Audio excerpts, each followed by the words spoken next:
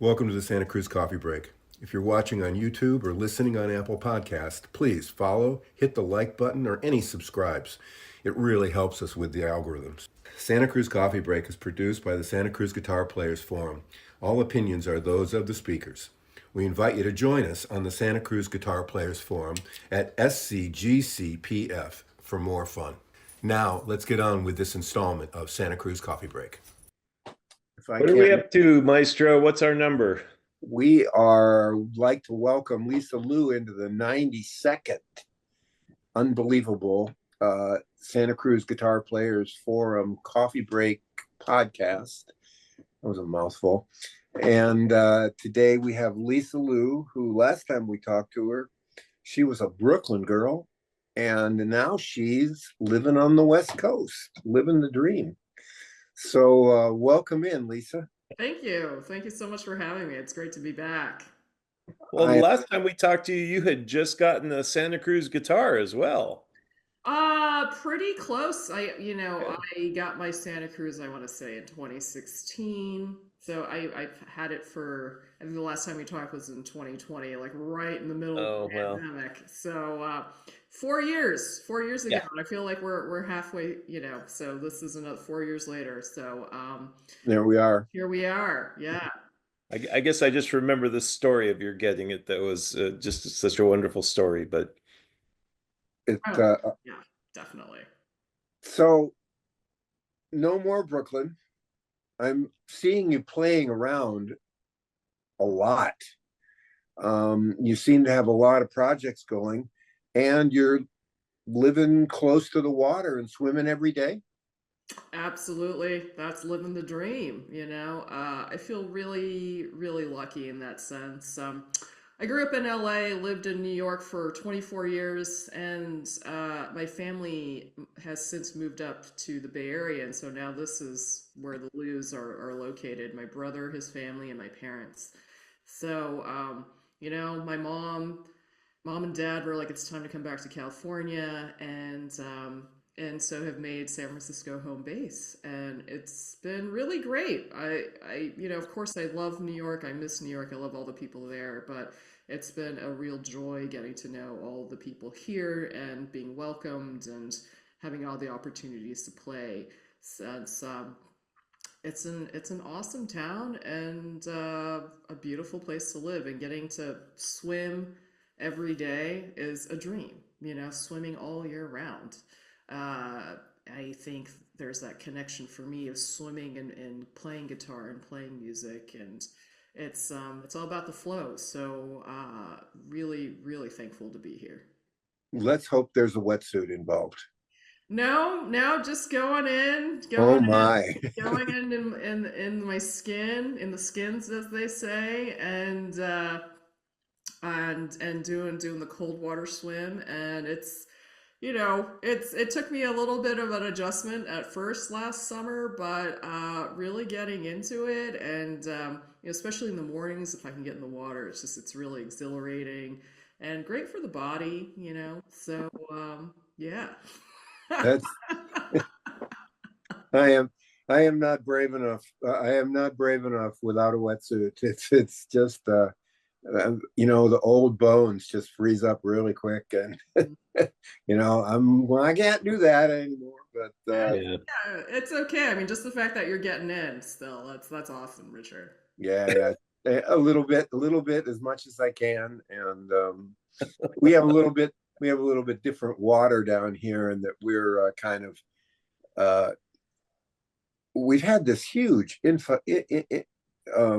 migration of marine mammals in the past 4 or 5 years. We have a big pod of killer whales that live here.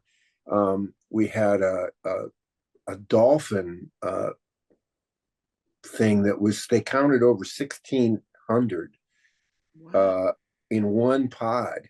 Oh my God. And whenever that's going on, the sharks are here. Mm. It's not nothing you want to think about when you get in the water, but you got to realize, that the reason that nobody swims or surfs down in this one really great place is why that's where they're all at. That's a feeder spot for food. And if there's food, Yeah, there's, yeah. Yeah.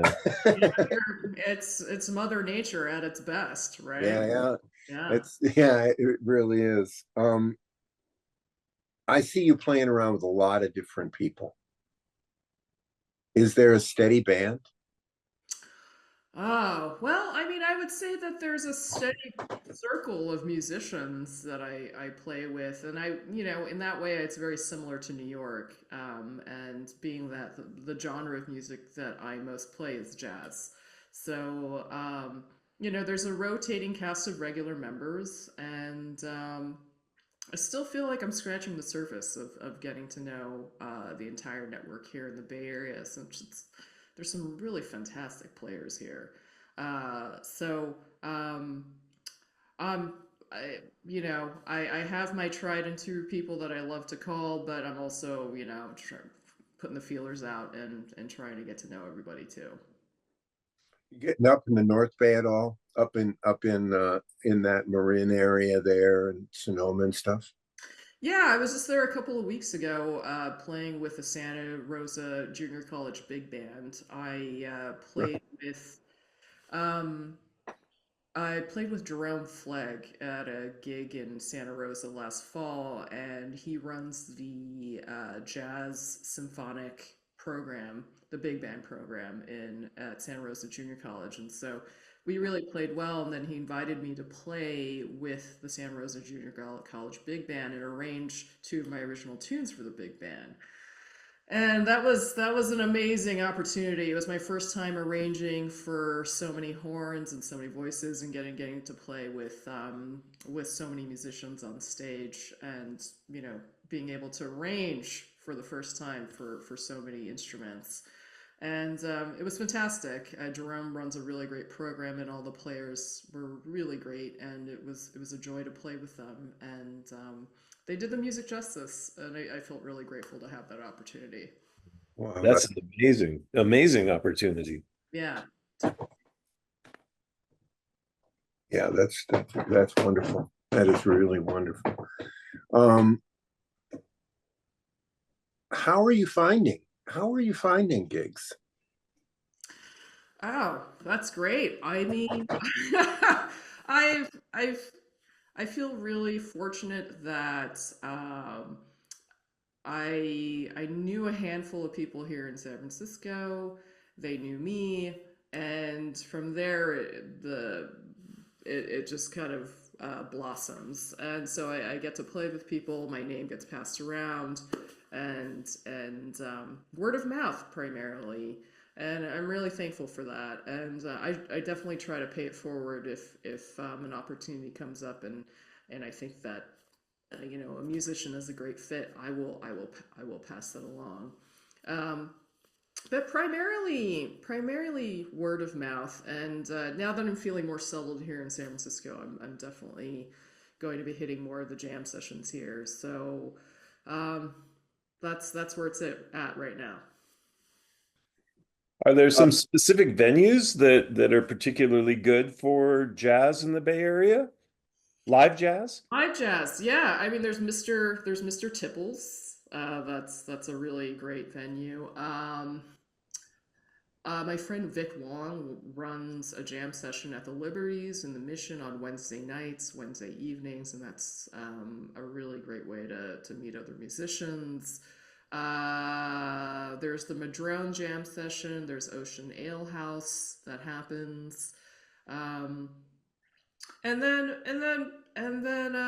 just kind of word of mouth through friends. Just hey, there's a jam session happening here, and sometimes I host my own jam sessions at my place. So it's a little bit of everything. Great. What's going on with Acoustic Guitar Magazine? Acoustic Guitar Magazine. They reached out to me, and they have started a new teaching artist series through their Patreon channel, where five teaching artists. I'm one of them.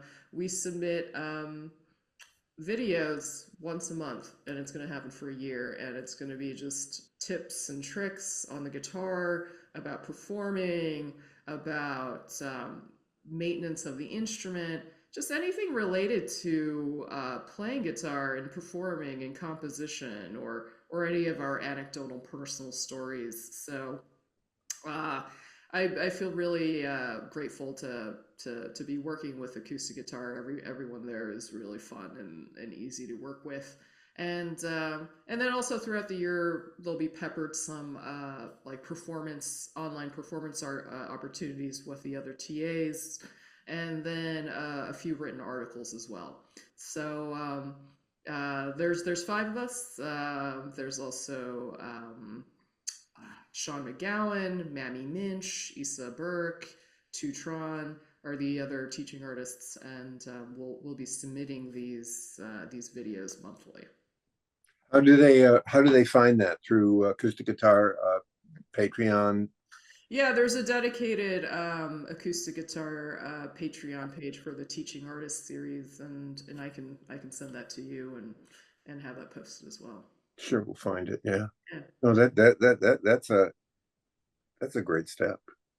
Yeah, yeah, absolutely. And they're based here in the Bay Area in Marin and San Anselmo. So, now that I'm based here in San Francisco, I feel like it's I feel really grateful to be able to cultivate that relationship and either drive up to the studio there and shoot the videos, or they come over to my place here in San Francisco and shoot the videos. So, the accessibility is just really awesome.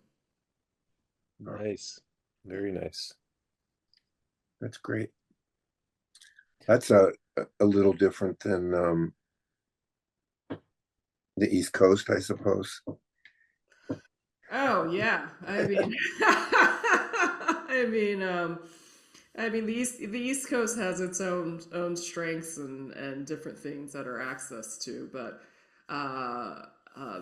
being closer here to Santa Cruz Guitar and Acoustic Guitar Magazine, and the scene out here on the West Coast, and all the players who play acoustic guitar, it's been really Oh awesome. boy, we lost your audio. Oh. No. Oh. Oh. Hi, can you hear me, Richard? We got you now. Okay, yeah. Yeah. So it's been fantastic to get to know all the players and working with all the people out here. Have you looked into Santa Cruz at all, like the Kooumba or some of those clubs? It seems to be a new management at the Kooumba, and they're really doing some pretty interesting things as a jazz club, you know. Awesome. I haven't made it down to Santa Cruz yet, but I've heard really great things about that club, and would definitely love to check it out and play. Yeah, Carolyn's band is boy, I think they're there this weekend. Oh, awesome. Try to think about it. Poi Rogers, her and Gerard. Yeah, they're great. They played the Monterey Jazz Festival last fall, and yeah, that's amazing. What a dream. Yeah. You know, Have you been to their new repair shop in yeah, it's great. It's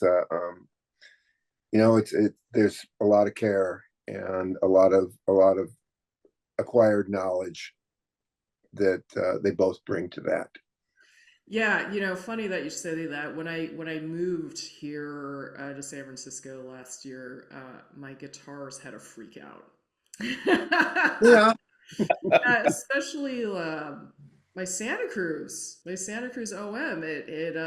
Because it would just, there's so much more humidity here in San Francisco that my action just completely it raised, and so I took it down to Gerard and Carolyn in SoCal to have the Santa Cruz set up, and once they did, it was like the guitar returning back home, and now it plays really beautifully and responds to the humidity here really well. But yeah, that was definitely, not only for me returning back, but all my guitars, they needed some love coming back west.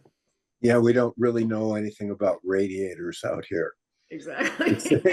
Yeah. except the band, but radiators are don't they just they don't come up in conversation. Yeah. How about what are you playing? I think I've seen this Sardowski. The Sadowski. Yeah. Yeah. Whoa. Ooh, that's I feel really grateful to have one of those guitars. So I played at the Rocky Mountain Archtop Guitar Festival a few years ago, and I was playing outside. I was playing my Manouche guitar. I was part of the Manouche festival and performing on that stage. And Roger Sadowski comes sidling up, and he's like, "You're Lisa Lou, right?" I'm like, "Yeah." He's like, "I really want you to try my Jim Hall model." And he puts it in my hands, and I feel like the seas part, and and it was a magical moment. And I hadn't played archtop guitar a whole lot before then. I owned a Gibson ES-175, but to be perfectly honest, I never felt like completely comfortable on that instrument. And then once this Jim Hall model Sadowski guitar got into my hands, I was like, oh, well, this makes complete utter sense. And so when I returned back to New York, it just so happened that Roger Sadowski's workshop in Luther is there too, and I set up an appointment and got to try out all the guitars that were available, the Jim Hall models, and he had three. He had three guitars at the time that were available, which is really unusual, you know. Yeah. When you're dealing with these amazing luthiers at such a high level, it's usually you have to wait for the build. So when I was able to just try out every guitar, it was like Goldilocks, and I chose the one right in the middle, and it was such a perfect fit. And later I realized why I really responded so well to the Sadowski is that, like the Santa Cruz guitar, the nut is 1 3/4, and with a Gibson, the nut is 1 7/16. And even though it sounds really small, it's such a huge difference. And then Sadowski, the nut for the Jim Hall is at 1 3/4, and so it was like, oh my God, I finally found the right fit, since I'm primarily, my first guitar. I consider myself an acoustic guitar player because playing acoustic guitar, it's much more physical than playing electric guitar. But once I found the right size, it was like, oh my God, this instrument makes totally more sense. And I just felt like because the Sadowski archtop plays like an acoustic guitar, there's a lot of similarities to the Santa Cruz guitar. It's such a responsive instrument. There's attack and sustain that it was a real easy crossover for me to play archtop guitar, which then opened me up into a completely different genre of jazz and playing straight ahead, and then being able to play with a big band. So that's been a really amazing evolution. That's wild. Yeah. So, it's interesting that you talk about that, because I am going to New York for the very first time in about 2 weeks. Um, any places or any builders or any guitar shops that you would recommend I make sure to get to? I mean, like I said, you can make an appointment with Roger and go to his workshop at Long Island City, and he does have a showroom and try out some of the stuff that he's building. I think though that he may have stopped building archtop guitars and kind of focusing only on basses now, but he's a legend, like Richard Hoover. If you can get your hands and play on one of his instruments, they're amazing. Another really great guitar shop is Rudy's in Soho, which is one of the few guitar shops in New York that carries Santa Cruz guitars.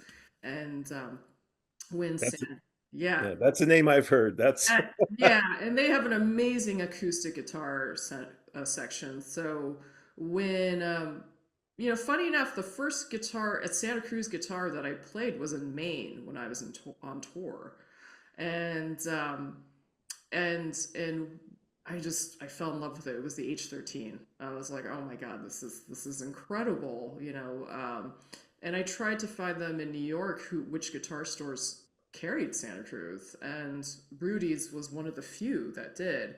And so once I,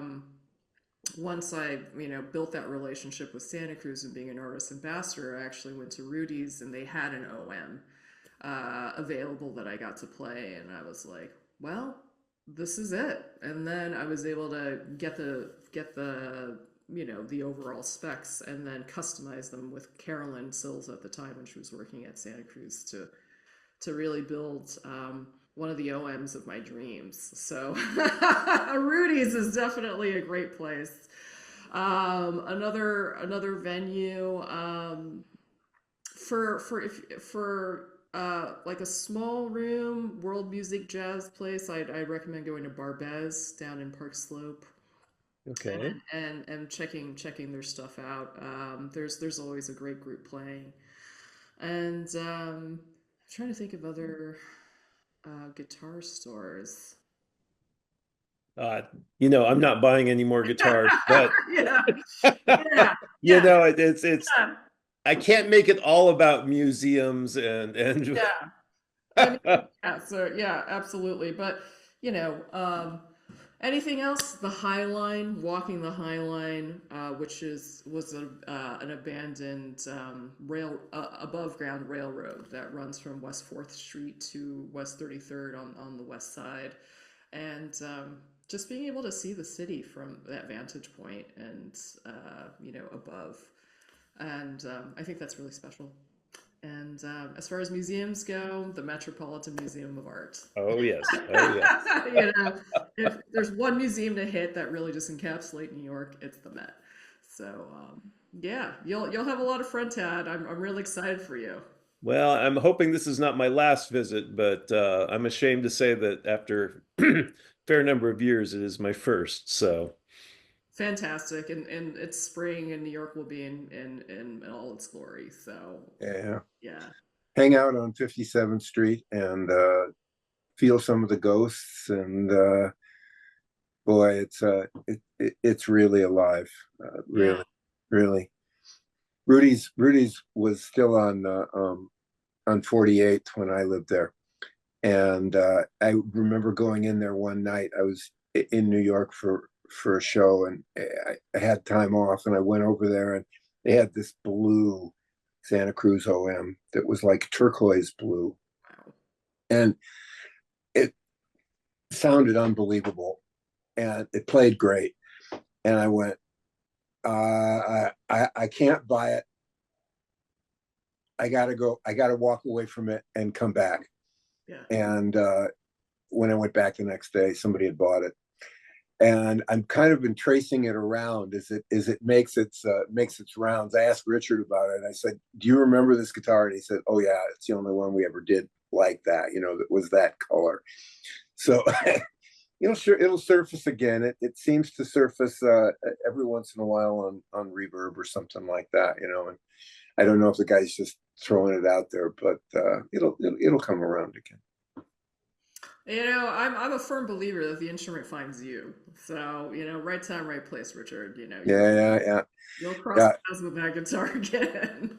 I was just up at Tad's and played two OMs that he has, and boy,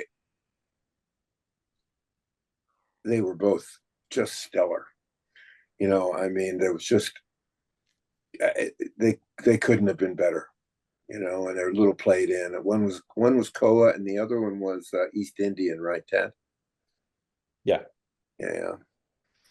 Wow. One had that 1 13/16 nut that you like, and the Koa had the 11 or the just a 3/4 nut or something. Hmm. Wow, what really spectacular guitars. Wow. Especially with Koa. It has some. yeah. Oh my God. Dad, I gotta It's come over and play that guitar. I, anytime. Believe me, you're more than welcome. It's that Koa OM I bought because it was Koa. Buying it online, you never know what you're going to get. But in doing just a little bit of research into it, it turns out it was the very first shifted bracing OMPW, so to speak, that Santa Cruz built. Right. And it's a wonderful guitar. Yeah, it's really amazing. Of course, I say that I have a number of Santa Cruzes that I was able to pick up back when my business was doing well, and they're all amazing. So my wife is like, "Why don't you sell some of these?" And it's like, I can't make up my mind which one I dislike. I like them all. Choice, right? That's yeah. I mean, there are, you know, every Santa Cruz is it's spectacular. It's a work of art, you know. So I totally understand where you're coming from, Todd. Yeah. And no two guitars are alike. So you Boy, know, ain't that true. yeah. So I totally get where you're coming from. So amplification, Amplification. what are you using? Yeah, I have cleared out all my amps, acoustic and electric, and I'm only using one amp, and it's the Henriksen Bud 6. And you know, I gotta say, this amp just hands down is the Swiss Army knife of amps, and it sounds great for acoustic stuff. It sounds great when I'm playing archtop guitar. It sounds great when I'm playing my telly, and I think Peter Henriksen and his team really nailed it. And when I was living in New York, you know, this amp was 12, 13 pounds and small, and it was the perfect New York City gigging amp, and but still had so much power and volume. So that's what I'm exclusively using these days. Nice, Yeah. really. I've only heard good things about Henriksen amps, and I have yet to really spend any serious time with one. That would be fun. Yeah, absolutely. And they're totally roadworthy and solid state, but they have such a warm tone. And I only have good things to say about it. Great. Well, when you come up to play the OM, you'll have to bring your Henriksen, and I'll have to give that a try. Oh, absolutely. Anytime, Todd. Well, it sounds like you have a car. I do. I do. How different is that than I don't think you had a car in New York, did you? I did. I had a 1987 Geo Prism in New York, and I only drove it. I tried to take I took public transportation all the Yeah, time. yeah. But I and maybe took the car out maybe once a week, once a month, you know, to go to Long Island or go upstate or having gigs out of town. But yeah, you know, had to get a new car out here and adjusting to the driving culture. You know, I live close to Muni. I'm 2 blocks away from the L, and if I can take public transportation, if it's an option, then I will always opt to do that. But just the nature of living in California, one has to have a car now, and it's a shift, and it takes getting used to. But the one, you know, the one silver lining of it is I get to listen to a lot of great music in the car. You know, that's an aspect of driving I really enjoy. But I have a 2005 Prius that has a CD player. oh my God, yeah. And yeah, and you know, we have a new Sienna and there's no CD player in it. And I won't drive it, you Hmm. know, because there's so much, it's such a great isolated time to sit there and I like listening to CDs. I don't know what it is, but I just like the artist's thought as a whole, you know, versus picking it here and picking it there and random and you know, all that stuff. I just like that thought process as a whole, you know, just we made this record and we Yeah, put these in this row, you know, and we yeah, did it for a reason, yeah. you know. Yeah, and you know, even if I'm listening on Spotify, I will I will, that's how I listen to music too. It's like I listen to the whole album, you know, I'm not jumping around just for that very reason. And you know, there's development in the album, and to be able to stay focused like that, and hearing the intention of the artist from start to finish. You know, the album is an art form in itself. So I totally get what you're saying, Richard.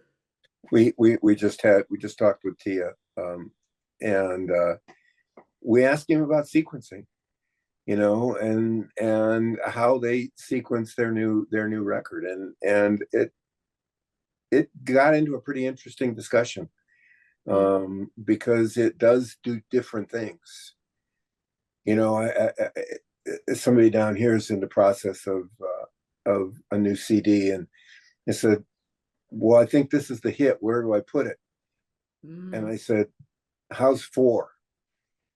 He said, "Give me a reason. Born to Run." I don't need any other than that, you know, because Right, yeah. by the time you hit that song, that you're just you're gone with it. I mean, it's taken you places up to that point, and then they just hit the gas and go, and you get to.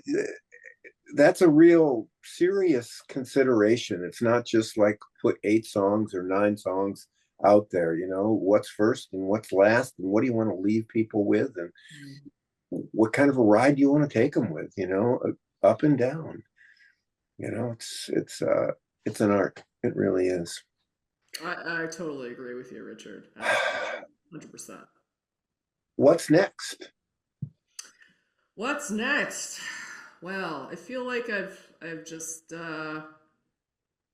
accomplished some big things, you know, arranging the big band stuff, performing with the big band. I also just finished being a grant review panelist for the San Francisco Arts Commission and reviewing 38 grants for them. And that was, we just deliberated 2 days reviewing all the grants yesterday and Wednesday. So I feel like some really big stress cycles that have been closed. So just taking a breather for right now. But what's coming up next is I'm doing a residency in France in Ah, May, and it's going to be on this island called Belle Ile, which is on off the coast in Brittany. So I'm really looking forward to that. You know, spending time in France and being influenced by the beauty and the culture out there. So in total, I'll be out there for a month. And then later on in the summer, I'll be teaching at the Puget Sound Guitar Workshop in August. Um, and Probably with Eric.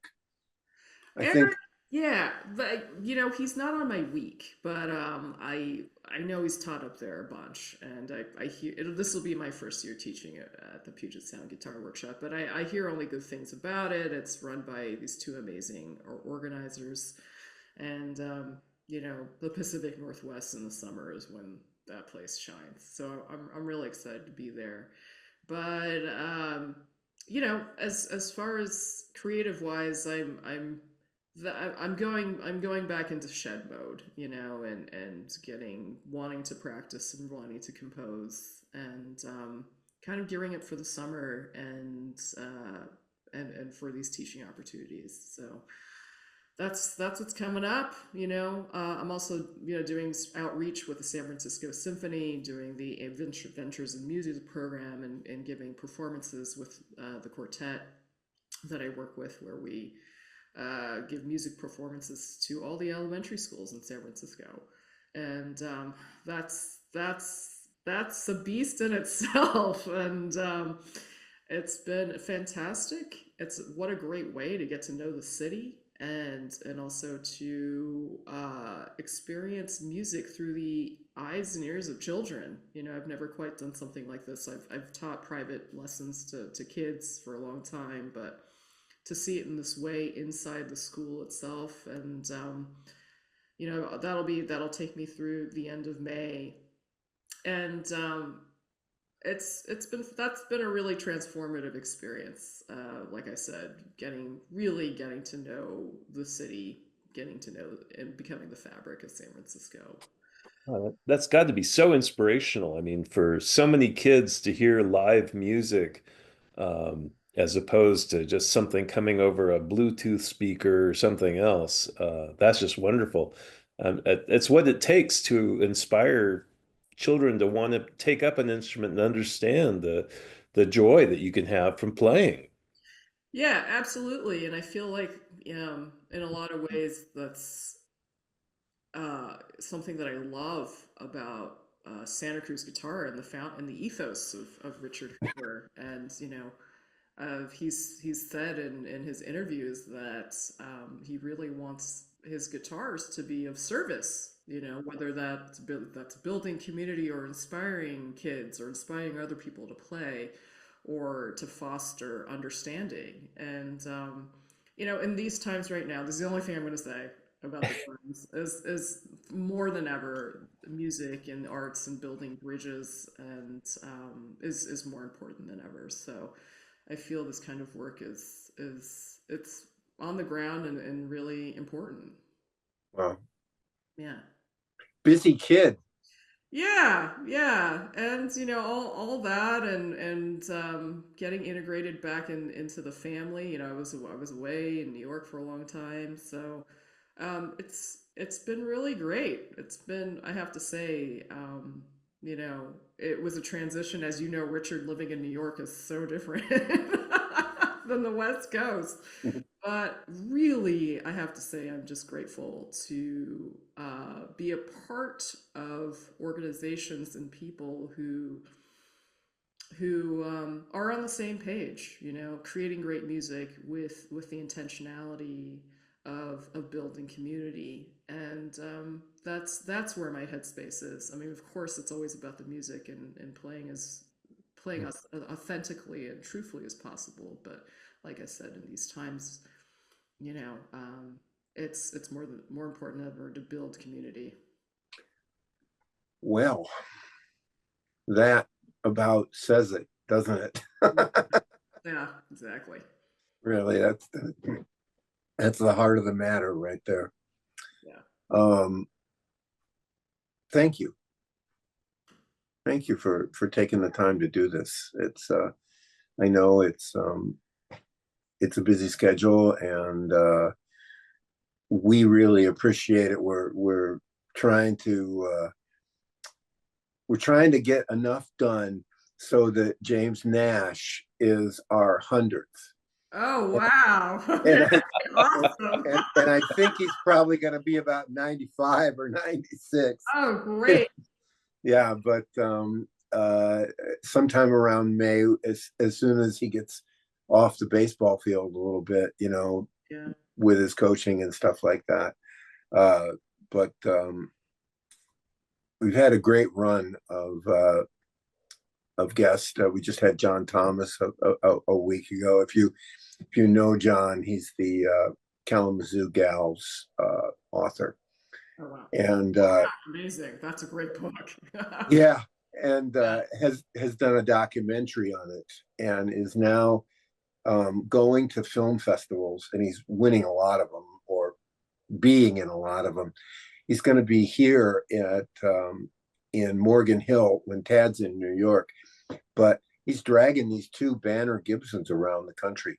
Oh my God. And doing open mics in front of the showing or after the showing or the next day, Yeah. and just putting these guitars in people's hands. Oh my God. He told us about a Southern Jumbo that was one of 3 that were sold in New York, and they were all delivered at the same time in 42. And the other guy that bought one was Woody Guthrie. So we think it's probably, yeah. That says it all, right? Yeah. Yeah, that kind of, yeah, there's definitely some good things going on with that. And geez, we've just had some great people, and we really appreciate you taking the time to do this for us. Oh, it's always an honor, Richard and Tad. Thank you so much for including me. And if you ever find yourself in the sunset in San Francisco, like Mi casa, su casa. Let's get tacos and dumplings or something. Really funny That was story good. is I was up seeing Tad about, I don't know, maybe 3 or 4 weeks ago. Mm. And as I came out of the park on 19th Street, Mm. which I think you're just a little south of that, Yeah. uh, every light on my Prius went on, but the car was driving great. Oh, wow. Okay. Well, yeah, except for the fact that it was 12:15 on 19th Street, Oh, and wow. traffic was crazy and insane, and I made every light. Wow. Yeah, Okay. yeah, so Yeah. I was trying to think of a bailout, and I was going, I think Lisa lives over in this area. If Yeah. something goes completely to heck, I could like use it as a base for a couple hours while I figure out what's going on. Yeah. Anytime, Richard. Anytime. Yeah, Yeah. yeah, we'll make it. Have you run into Gary Brower yet? I haven't. Tell me about Gary. Well, he is Mr. Setup up there Oh. and Mr. Repair. So if you need something and you can't get down to Santa Cruz to do it, check him out. Okay. He's truly a Hoover-esque legend Wow. in what they do. I think the store was called Real Guitars, and it was in absolutely the worst place. It was just south of Market. Wow. There was no parking. Just unbelievable. But he always had some really fun stuff in there, and then his repair work is stellar. So, and a recommendation if you need him up there. I'm sure Tad could hook you up with a couple people in Berkeley too. But we really appreciate your time, and you've probably been in the water already today.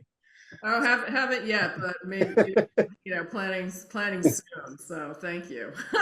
Yeah, thanks so much for having me. It's always a pleasure. Get out and swim and have a good day. Okay. You got it. All right. And we will definitely have to catch up when you get back from France and the Puget Sound. That sounds like a couple of amazing adventures. Yeah, for sure, Tad, definitely. And I'm on the East. Whenever I'm in the East Bay, I'll try to give you a shout out. We hope you enjoyed this installment of the Santa Cruz Coffee Break. For more music-related fun, please join the Santa Cruz Guitar Players Forum at SCGCPF or santacruzguitarplayers.com. If you have any questions or possible podcast topics, please contact us. If you have a product or service that you feel would be of value to our listeners, please consider adding your support and keeping the coffee pot on. Contact us for more information. We ask that you hit the like, follow, bell, or bookmark buttons so we can keep you informed of upcoming podcast episodes. We hope you enjoyed Santa Cruz Coffee Break. Now it's time to go play your guitar.